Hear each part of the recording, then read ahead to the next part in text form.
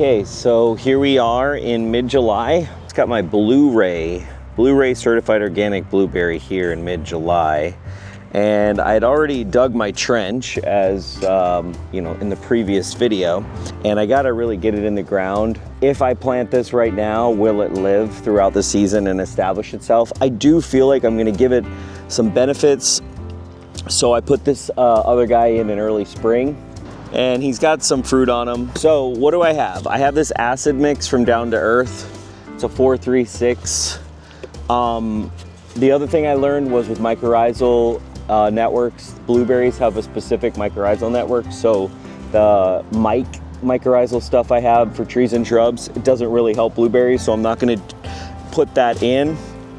But I do have a, basically my normal concoction for transplanting, which is vermiculture, so worm poop, my normal veggie 444, Down to Earth, and a mix of compost, a bunch of mix of compost. I think in this one particularly, I have a mushroom compost and the crab compost. This is kind of my, hey, I'm transplanting new stuff, and then once I kind of get past transplant season, if this is sitting around, I'll put it in the compost buckets.